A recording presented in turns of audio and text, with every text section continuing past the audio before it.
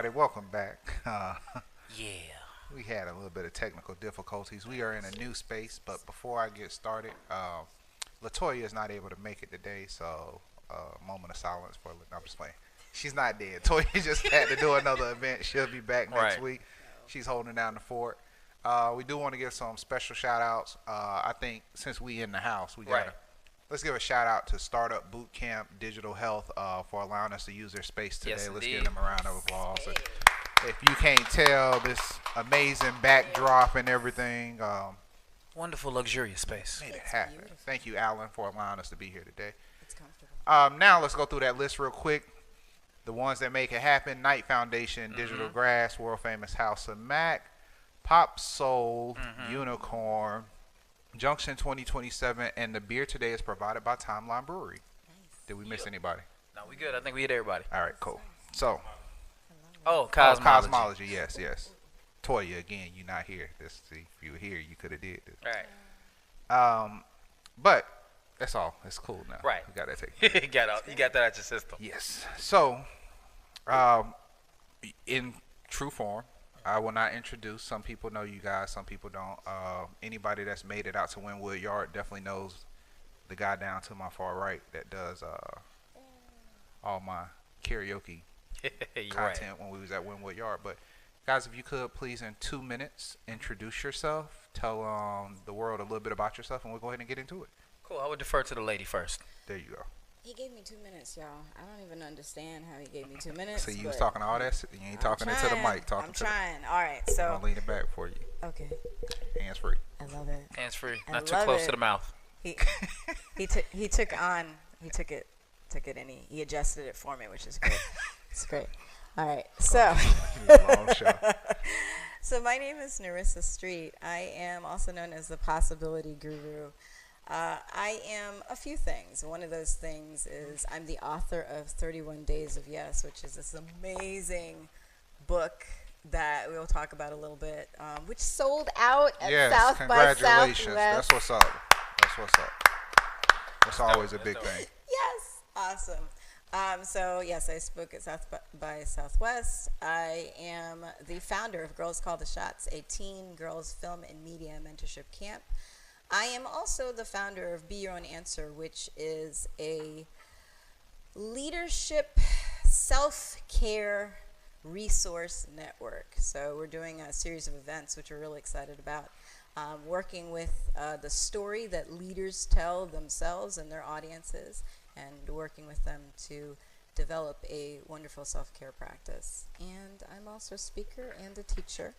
And I was the Arts Theater Teacher of the Year last year, and I've done a TED Talk, and I don't know, I found the Artist is Entrepreneur Institute in Broward County. We've been running it for about 10 years now. See, your 2 minutes is up. See how I told you that time go by? I said he gave me 2 minutes. I told you.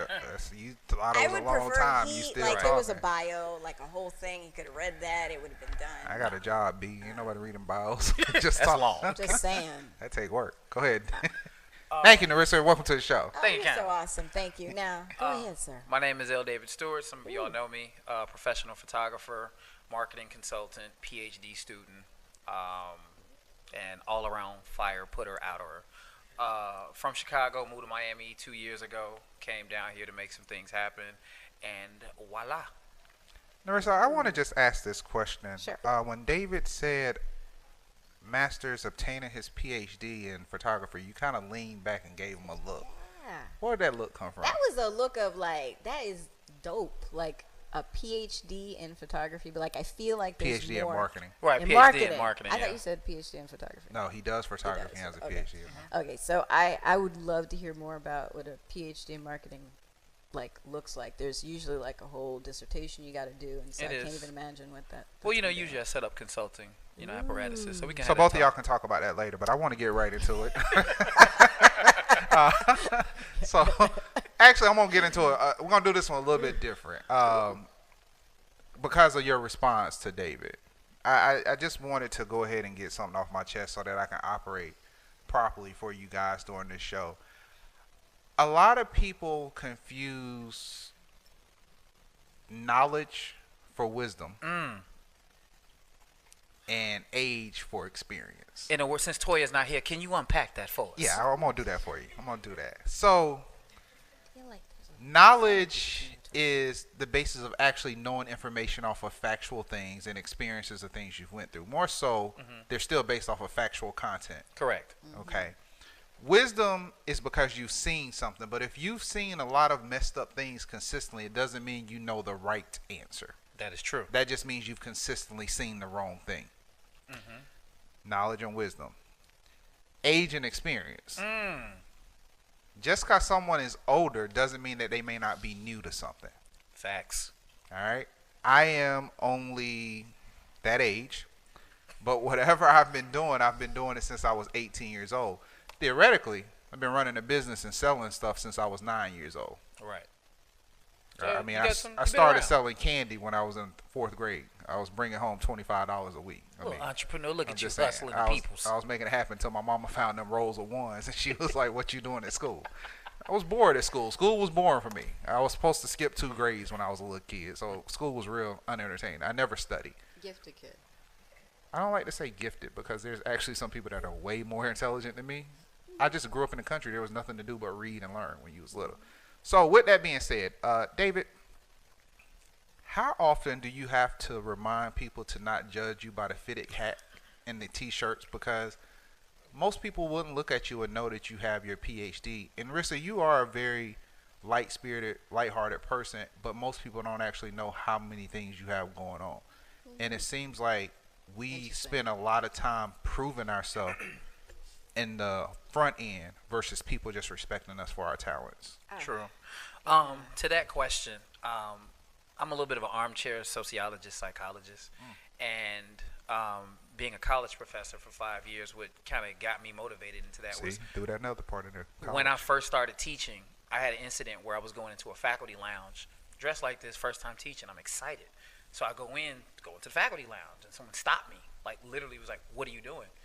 I ain't paying no mind. They were like, "You can't go in there." I was like, "What do you mean you can't go in there?" And then I showed my ID, and he was like, "Oh."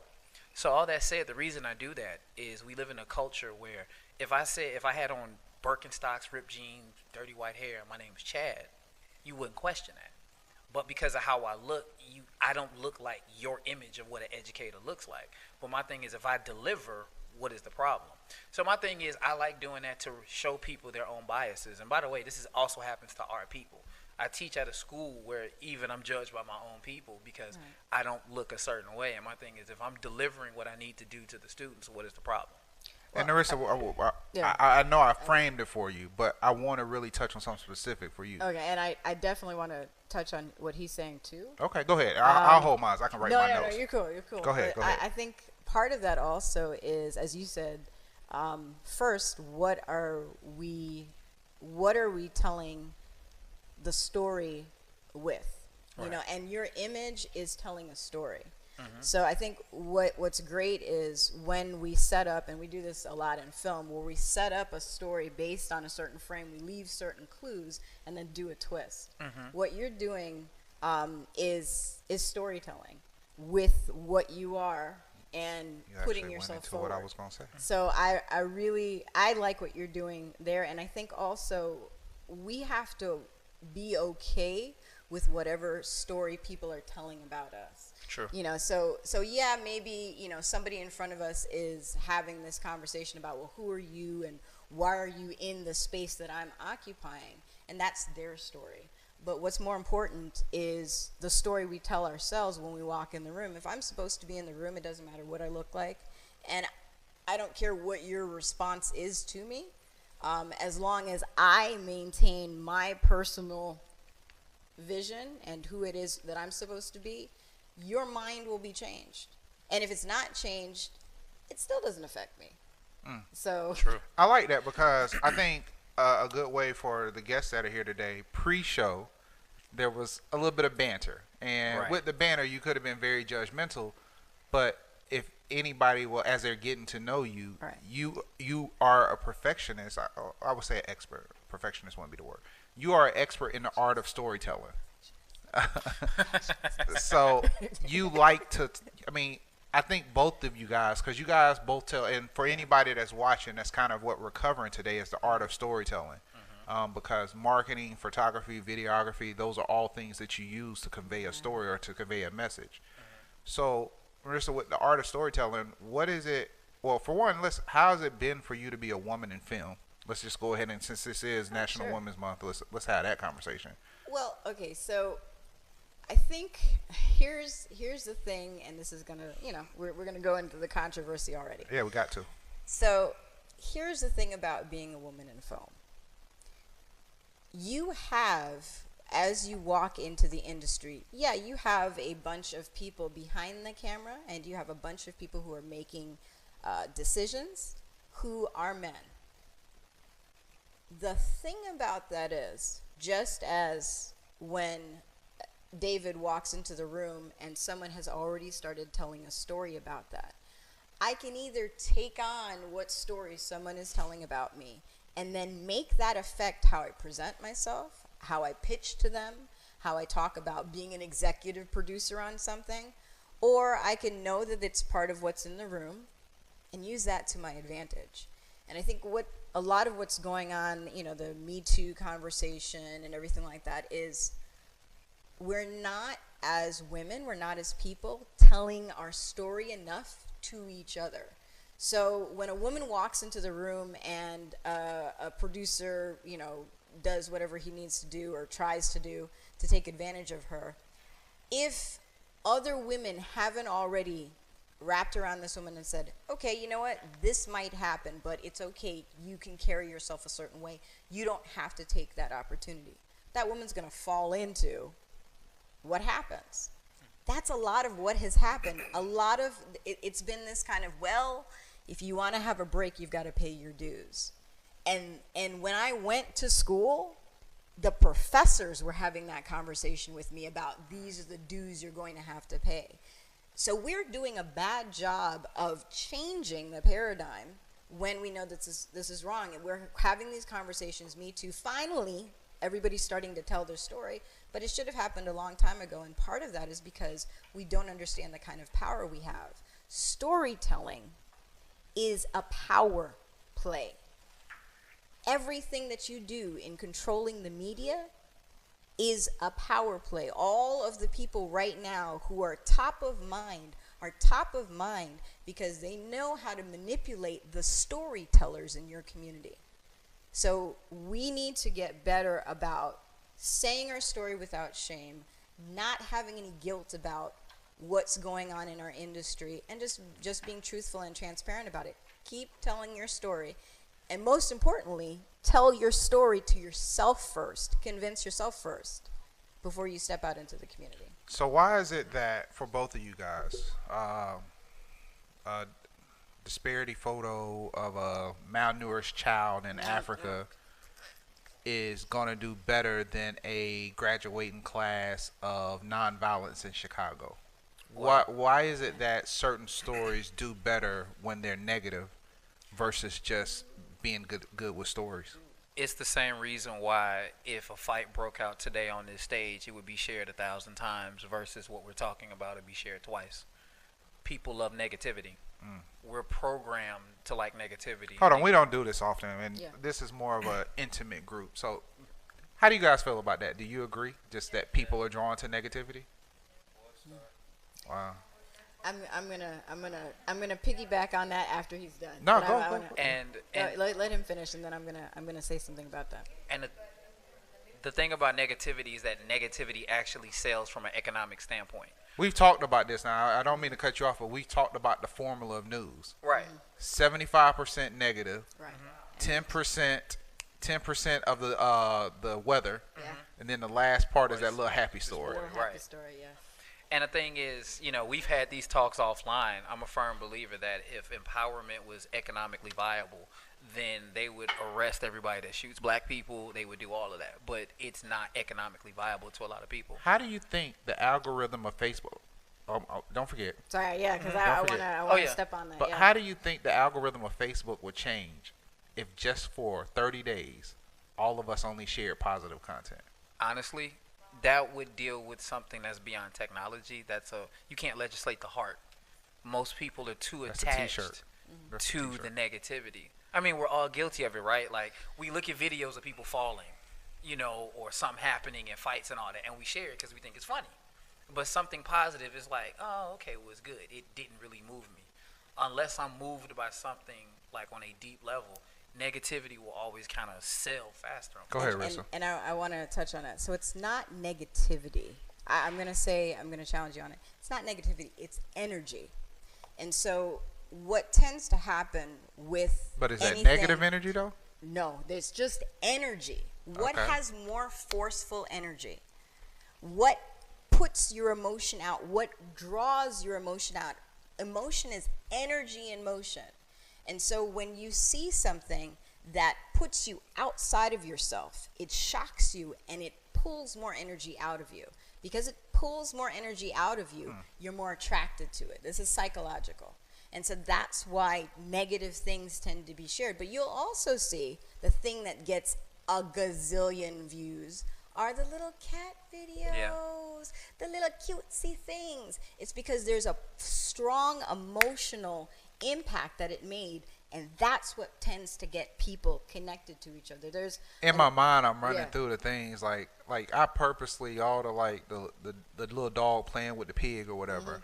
I'm the first person to be like, block this person, don't share, because it's nothing Yeah. I'm gaining from it. Right. Like, and I know I'm speaking more from just but you still had an emotional an you- emotion of you hit- annoyance, and I wanted to But throw you did a an brick action. through my iMac, but I just can't But afford the you new did, one. didn't he do an action? There was an action that happened the moment you're like, block. There's an action.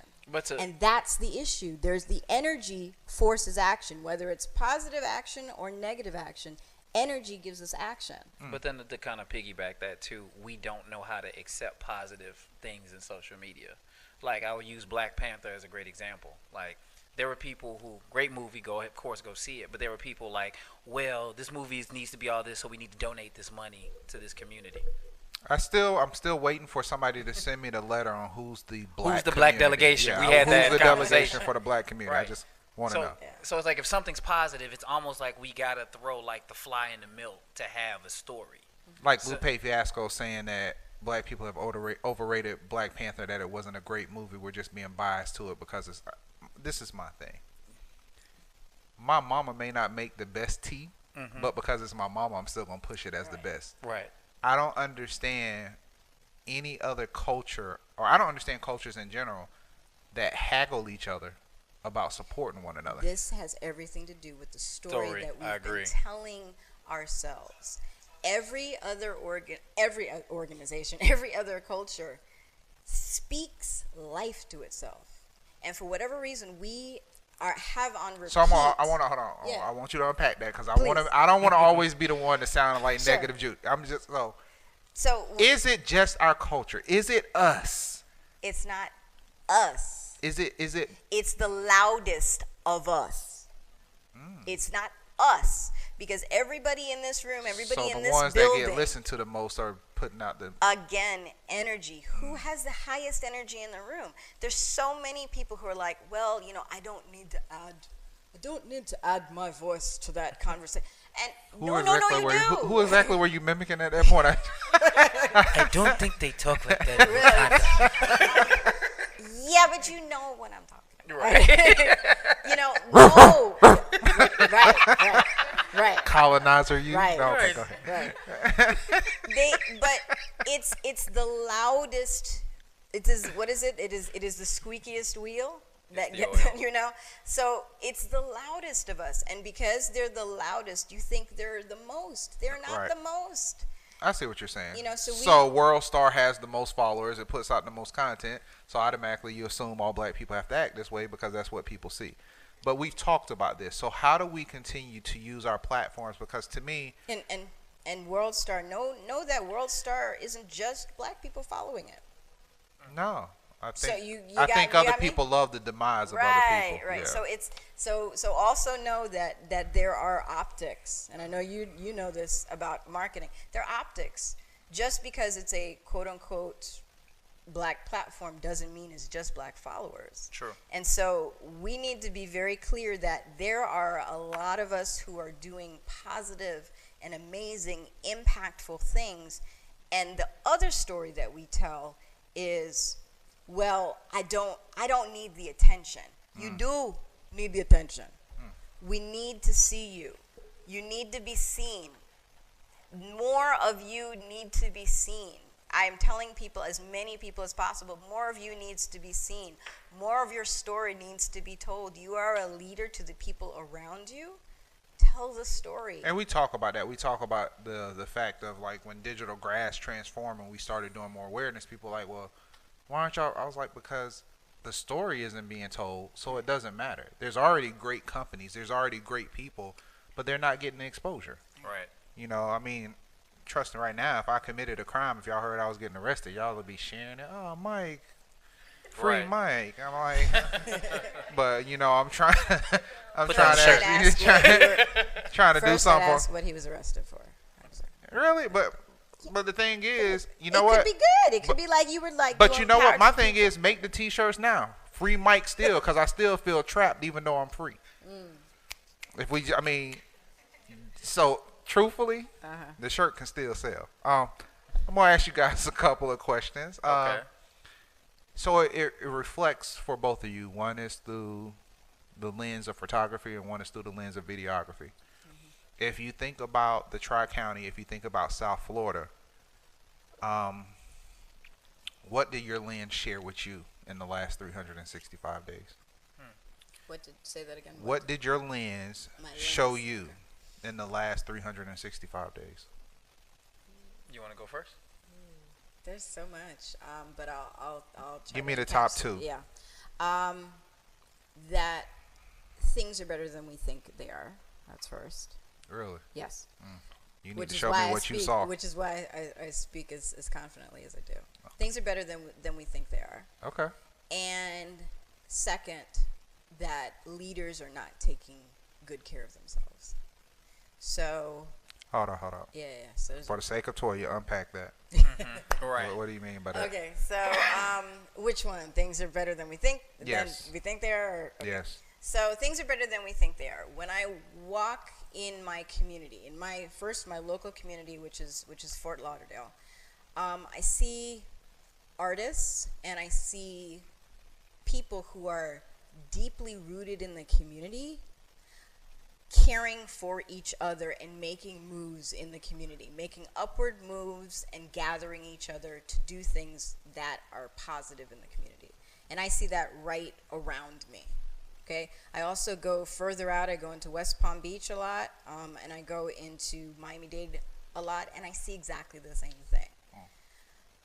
The leaders taking care of themselves, which is why I'm on one this year, and why I'm doing events having to do with leadership, self-care, is a lot of the people who are stepping out and who are deciding that yes, no more. This is something that's important to me, and I want to make sure that this is taken care of. A lot of them are stepping into it, not getting mentors, they're not caring for themselves, they're not eating right, they're not reaching out into their networks, they're thinking they have to take it on all by themselves. And because of that, they're getting burdened in ways that they're not used to because they have an audience. And so when I see that, I see people who are starting something amazing, and because they're not caring for themselves, I already see the foundation cracking. And that concerns me because, as I said, things are moving more positively. Self-care is important. Self-care is Self-care beyond very important. David, what have you seen in the last year? My lens is reflective of what people really are. As a photographer, and anybody that knows me knows I'm a very observant person. I allow people to tell their own narrative through my images. I've shot with various people. I'm actually working on a book that's kind of showcasing some of that. I don't set up the story. Hold on. Sorry, sir. The Pass By, can you talk about the book a little bit? The past year, I've been blessed with the help of Mr. Hall and a few other people here to shoot the startup scene in Miami. Being new to Miami to learn the startup and innovation scene, I've been able to objectively capture it. Miami being a new city, people have wanted to call it the Silicon Valley of the Southeast. I've documented that. I've seen the ups and the downs of it. Hopefully that'll be coming out at the end of the year. Working on publishing. Anybody who's a publisher, please talk to me. All right. But my lens is reflective of what it is. As a photographer, I don't do a lot of extra modification to people and things. I want to show you to you. And a lot of times when people see the images of themselves, they're shocked. Like, I said that or I did that. And people forget, no matter what the technology is of a camera, we capture that moment. Even with video, I'm capturing a moment in time. My job is to let the image or the video live. So ultimately, I don't want to over direct it. I want to show you to you. And if that motivates you to change, then great. But if not, then if you accept who you are through my images, then that's fine too. Rissa, I wanted to talk. No, I'm sorry, Neri. No, that's so funny. My mom calls me Rissa, which is really From the South, Aw. we had a lot of yeah. So. 31 Days of Yes. The book sold out. Unfortunately, you don't get to plug your book. The book sold out. That's your plug. That's the I'm extent of excited your about plug. it. 31 Right. Days of Yes. We gave you that. Thank you, Amazon. I'm asking you this. I don't know. So this could be very short, and I'll have to move to the next topic. Sure. Was the response to you different? Because we've talked for the last 3 years at this point. Has the response to you been different since South by Southwest, before the book sold, or has it pretty much been the same? No, that is an excellent question, and I would say that my network is amazing in that they expected me to be at South by Southwest Okay. before I did. so the response to the book, though, I think that was an extra, and I can't wait to see what you do with your book. That's an extra step that I think anybody who wants to be a thought leader needs to take. Writing a book? Writing a book. I'm happy to offline talk to anybody about it because it's an David? excellent. Absolutely. It's an excellent process. Felicia did that, and that was one of the big things for her. Felicia has some great books out. Yeah, and that's the thing. This is book 1, and I already have 2 and 3 on their way. And it's amazing because you're able to then cohere all of the knowledge that you have into one place, and then the books are able to have a life past you. True. And so that was the thing at South by Southwest. When I did the book signing and I was having the conversations with the Texas Gifted Teacher Association, which is the cutest thing I've ever seen. Their response to that and being able to take that with them and have the knowledge when I'm not there in the room with them is excellent. And it's a gift that anybody who wants to take care of their audience should be doing. Find a way to get the knowledge that you have. You talked about wisdom. Right. Find a way to get your wisdom into the framework of a text so that people who you want to affect can Follow have it. something that continues to give to them after you're out of their presence. So, David, her response was really positive, so I'm going to skip to part 2. So I'm going to ask you. You got on a couple of campaigns. You started doing stuff with some organizations. Has anything been different from the team back home in Chicago since this stuff has happened? If I may quote a Bible verse, it said, "A prophet has no honor amongst his own." I think that can be said for anybody. Say that though. one more time. Just A say it prophet again. has no honor amongst his own. Okay. In any city, it's hard for people to. It's not just me. It's hard for people to appreciate you, because that's so and so I went to high school with. That's so and so I grew up with. So people can't separate that elevation because they know you too personally. So in my case, I left Chicago. What a lot of people don't know is when I left Chicago, I was practically homeless. I was literally bouncing couch to couch. I took a position and didn't even have a place to stay when I got here. I literally got an Airbnb and stayed in an Airbnb for 7 weeks. So I was determined to make it work. But some of those same people that, for whatever reason, didn't support me, when they saw that what I was doing, it was like, oh my God, you've made it. And like I always say, I've been dope, you late. But once you leave, you don't have the access to that person no I more. like that. I've been dope. You late. Because when people see you every day, it's like, okay, well, that's just Mike, or that's David, that's whatever. But when you remove yourself from the environment and come back, it's like you become like a god almost. And it's like, I'm really the same person. Right. And with that being said, real quick, shout out to Lenora Porter. She gave me a shout out today for being a connector in South Florida, and I appreciate her being appreciative of what I do. But my thing is, a resource is worth no good if nobody's there to harvest. True. The value of gold is because people harvest and collect gold and they mine it. Otherwise, if gold just sat there, gold would have no value. So the people that feel holding their resources tight to the shield and you don't want to share to help other people move forward, you're pretty much wasting the resources because you're gonna die. You're gonna die full, and I think in life you should die empty, giving everybody give the world the energy back that the world gave you to move forward.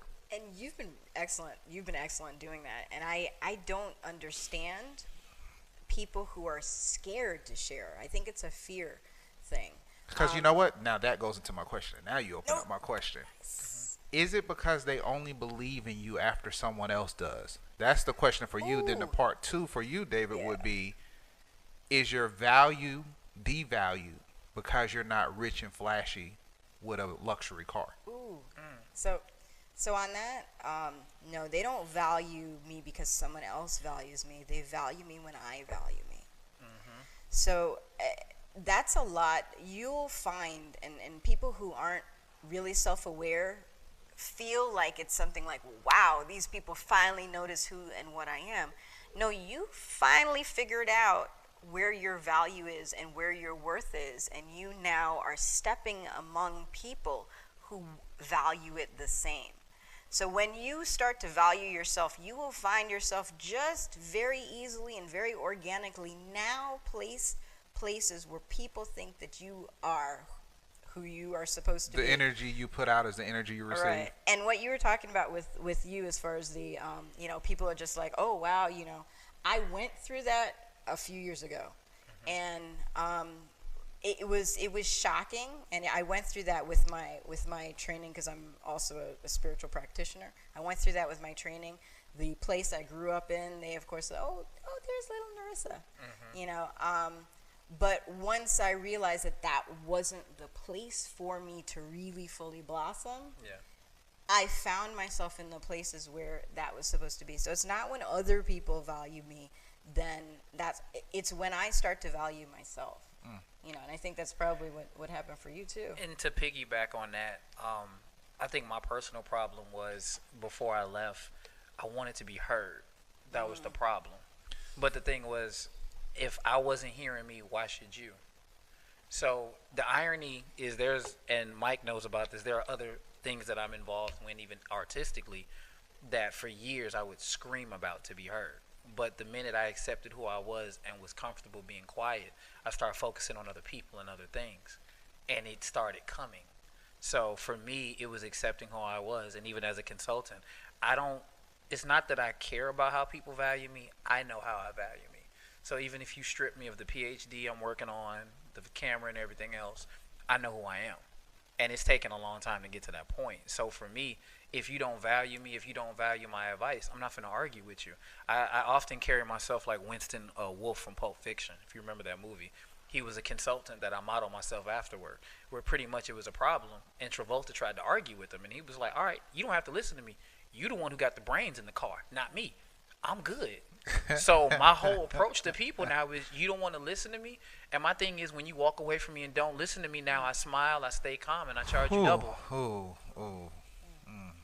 Touching on a whole lot there. I'm just this is the thing though, as people who are working for ourselves, as entrepreneurs, the first thing that you need to establish is your own value to yourself.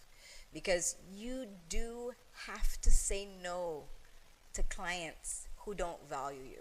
The value of growing your value is knowing who to say no to. You can't work with everybody. There's so many people. There's freelancers that I know who are just like, I just need to take this job, and I say, you are going to, as graphic designer, I'm thinking of particularly, you are going to do that job for that amount of money, and you know that they're gonna ask you for 4 revisions, and they're gonna be completely different revisions from the thing you said.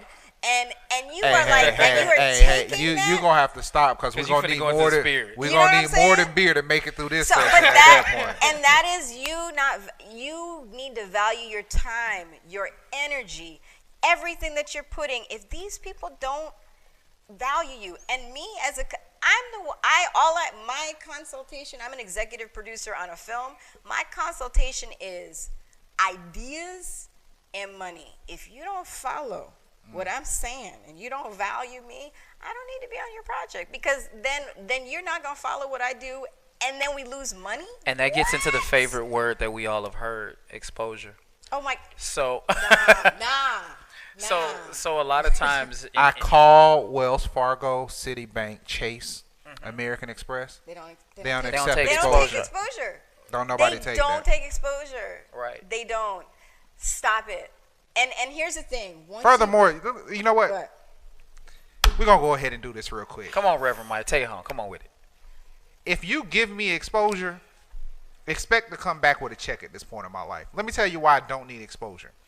Because all you're doing is exposing me to be cheaper than I already am.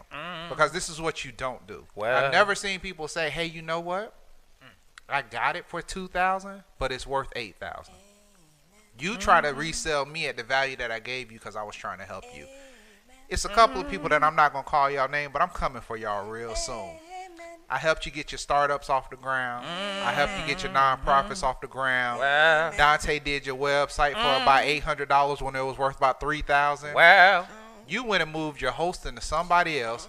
You hired another intern to do the work at a cheaper rate. They messed the site up. Then you came back to us and only had 75% of your budget left. Let me tell you what's going to happen. What's going to happen? We ain't doing it. I don't even want your money no more. I wish the devil to you and your whole company. Wow. And the only reason why I do that is because it shows me you have a lack of respect for people that's actually out there caring for you in the community.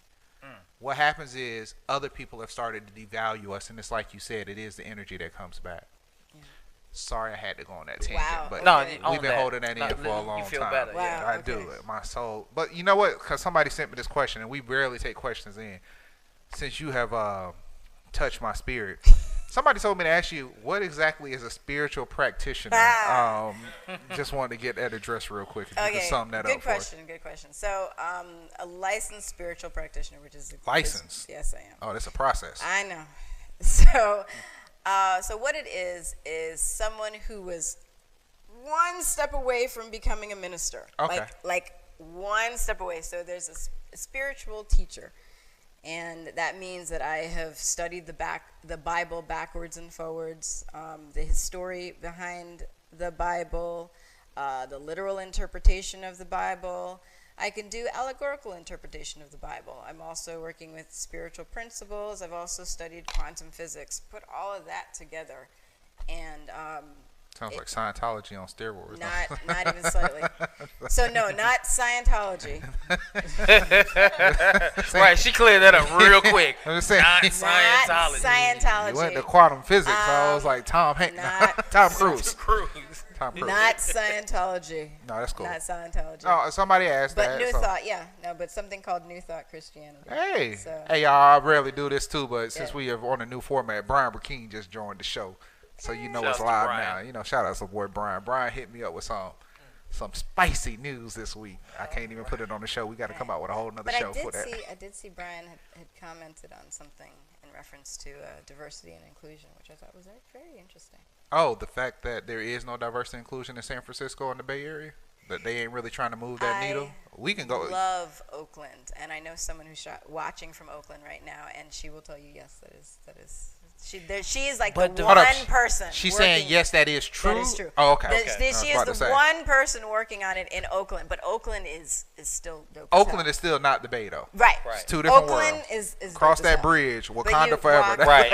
Right. But to the point of diversity, and this is a conversation that we've sat in on as an organization. Most people only like diversity to the level of their comfort, and I tell my students this. But can you describe that comfort, sir? Because most people only like diversity hold on. as long as the person that's diverse is not more powerful than them. But that's what I'm gonna get into. If you look at most organizations, you hire diversity at the bottom of the organization, right? So it's like high school interns, opening people coming into their career. I often joke, the higher you get, the lighter it gets. So when you start going into management, mid-management, senior management, the C-suite, it looks real snowy Since up you there. and Rissa are here, and I can do this because Toya will get me to stop. Hey, look, check this out. Facebook, LinkedIn, Twitter, Instagram, all these companies out there, just fire your diversity officers. Just let them go. The reason why you want to let them go, y'all don't give them no power. They can't hire nobody. The conferences they go to, they saying the same thing. They worse than Fox News with bullet points. Quit trying to entertain us, claiming that you have a solution when your solution is only to send your diversity inclusion officers to conferences. If you have a diversity inclusion officer that can't tell me how many HBCUs are in the United States of America, I don't want to talk to him. But diversity is like seasoning. Everybody just want a little, not too much, because it messes things up. Well, if that's the case, they just like Rachel Ray. Y'all ain't cleaning the chicken, and the chicken still don't taste Can't good. be using dishwashing liquid to clean the chicken. That's why y'all dying out there. You got to get this figured out, because this ain't going to work for us no more. This ain't going to work. And all these little pretty little light-skinned girls that y'all sending out, calling them diversity, hey, we love the light, but give them the power.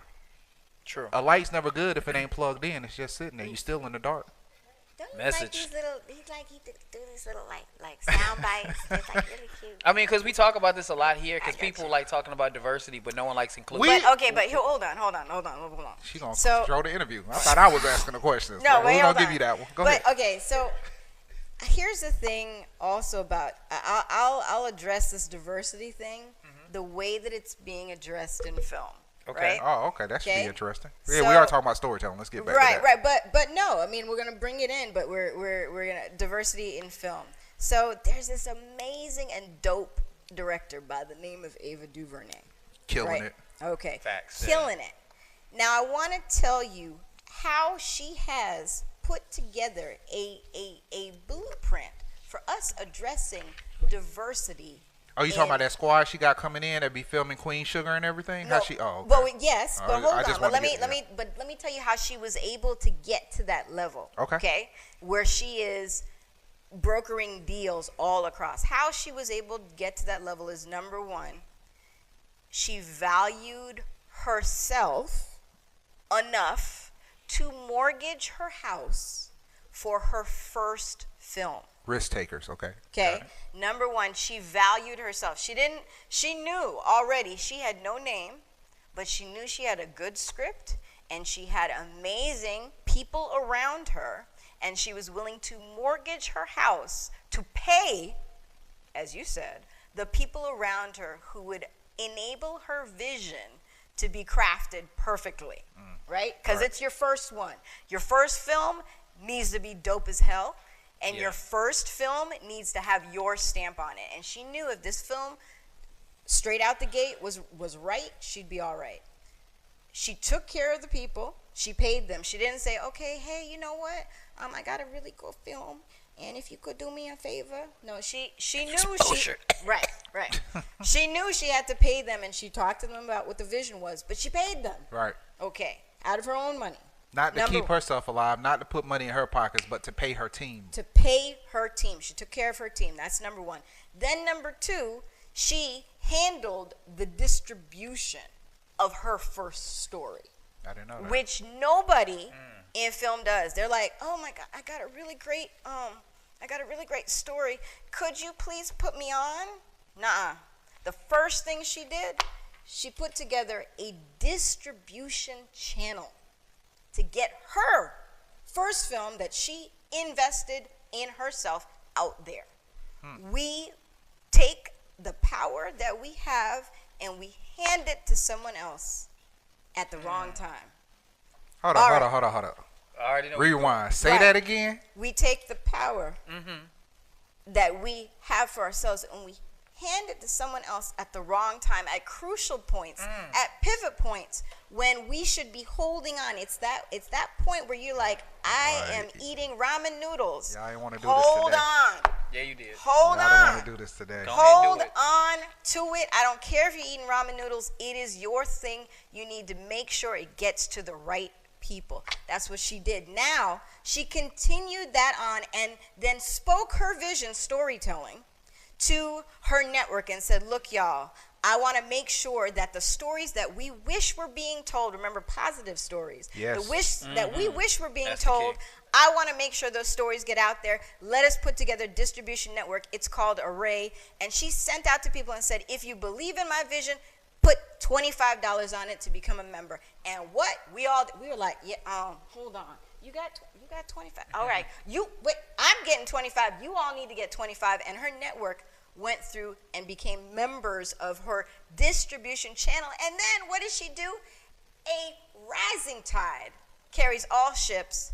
She then reached out and found other good storytellers and put them on too and put their stories out there. So what does she have now? She has a network of good branding because all of them have amazing stories. They're all wrapped around her. She has a network. She rewarded the network for their investment in them by giving them more stories, more of the things that they wanted.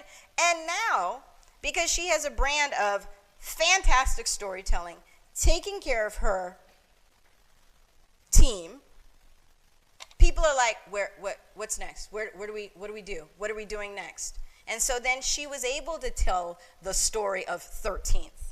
She did My Mic Sounds Nice. Right. You saw that? Yeah. Hot as hell. She did The Door. All of the actors that she works with, every one of them talk about how amazing of a director she is. They're like, she is the most amazing person. She's a caretaker. She loves on people. All these people, all people can say is nothing but good things about this woman. Nothing. There is not one story out there about Diva Ava. And that is good energy, Diva Ava, I like taking you where you need to go. So now she has what? Everything she needs. Everything she needs. And she is now, this is where I'm talking about diversity. She is handling things. She is taking the power that she's had, and she did not at one point listen and say to anybody, you ain't giving me nothing. She didn't care what people were giving her. She took what she had. As Brian Burkeen said today, he's heard the no. And if you think somebody's saying no to you just because you're black, you already don't believe in yourself. You're already looking for excuses. Perfect. That's exactly. And she's moving forward with it. People, the yeses that she took, she loves her yeses. She ignores her no's. That's exactly what Brian said today. He had a little podcast, and this whole thing was, even if you pay attention to the no, take what from you can learn just to make yourself better. Don't move forward. One thing, do the work. You talk to her, the thing she'll look at you and she'll say, do your work. And that's it. That is so simple, but that's so important. It is. It's very important. Because a lot of people will blame any other ism on what they don't have. And one thing in our team is, you won't outwork us. I mean, you know what? And then, not even just that. You won't outwork us, but never be afraid just to communicate with somebody, because you don't always have to get something just to make a connection. True. Hence why we're filming in here and not in the lobby. Yeah. This is an amazing audience too. We got a lot of people in this audience who are like dope, very attentive too. People. I like that. Thank you. So we're gonna get into some of our final quick six, and then I got some things to wrap up with. So you guys, these are more so 8 to 12 words, like one sentence responses. Okay. Got it. I know that's hard for you, Rissa, but you got to do it. You got to do it. All right, David. I'm gonna do it. Miami as an entrepreneur or professor, which one do you prefer? Entrepreneur. All right. Rissa?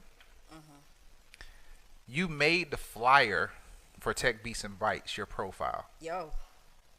How can you teach people how to be supportive? It's a lot of forehead. I have a big forehead, so I'm just saying. You look great. It was part of my forehead. How can I teach people to be supportive? Yeah. That's an interesting question. Honor those who honor you. That's easy. Honor those who honor you. I'm You grateful. think it's easy because that's just natural for you. Some people actually needed to hear that. Yes. Okay. David, allowing someone to dictate your path. How did you come down to South Florida and carve your own path? Met people, took risks. Figured the worst I can do is go back to Chicago. And I wasn't going back, not empty-handed. It's too cold. I know you like the food, but it's still too cold. Rissa, mangoes are essential to being a thought leader in your field. Please tell me, why do I need to go eat more mangoes? The quick and dirty for that is, the quick and dirty for that is mangoes are the thing that I love the most. So if you plan to be a thought leader, make sure that you are concentrating on the thing that you love the most. So in I my definitely stories, didn't expect you to go there. I right. thought it was going to be something in the skin of mango. Right, so- right. So my stories, my first big story, the TED Talk, the visual in the TED Talk is a mango. And it talks about how, my use of that launched, that actually is what launched my speaking career. Oh, Dope. Yeah. By the way, Rissa was one of the people that got us into film. We knew what she was doing, so we took that risk. And Tony is here. Tony Lacine, the Lacine Media Group. We respect the people that helped us out, but there's a lot of people that inspired us to. And Andrew, Andrew from is it Iron? It's he in New York. Andrew with the dreads, y'all know him. Right. David, why is the company's name Year 60 Consulting? yeah. It's something I came up with actually from the Bible. If anybody knows the story of Noah, it took Noah 120 years to build the boat. But the funny thing about that story was no one had ever saw rain. So my thing is, how did he feel at year 60? Dead in the middle. He didn't know if it was going to be done tomorrow. And everybody laughed at him like, why are you building this boat? You mean water's going to come out the sky? And then one day, drop. So it's always a reminder to me that the journey, everyone's with you at the beginning of the journey. Everyone loves you at the end. But what matters is the middle. Yeah, I didn't. I didn't expect that. I thought I was going to hear something about your dad. That was kind of caught me off guard. I'm going to have to regroup. There's actually a book about that called The Dip. All right, check that out. Yeah. Wow. All right. So get into some of our Twitter topics real quick.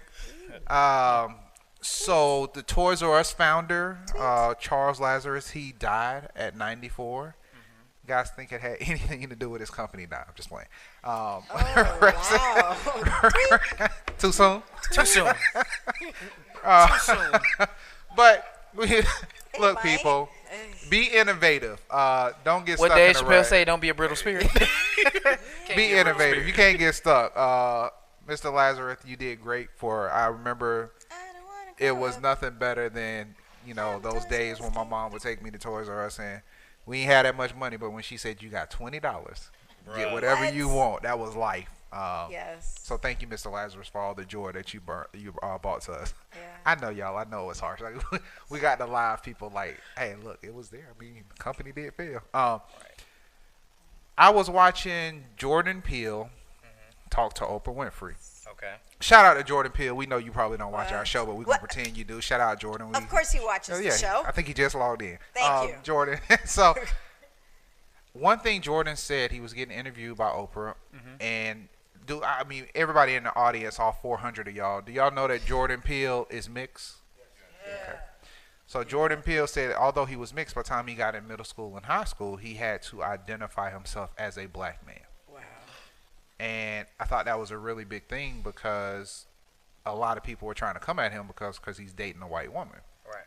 So I know you're like, where is this going? But isn't that what the movie was about? I don't even understand. So that's why I was Like, good. You set it up for me. So I was trying to think. That's what the movie's about, y'all. But the thing is, he said even though he is with a white woman, and even though he still addressed what he felt was some of his deepest fears, and so he chased that.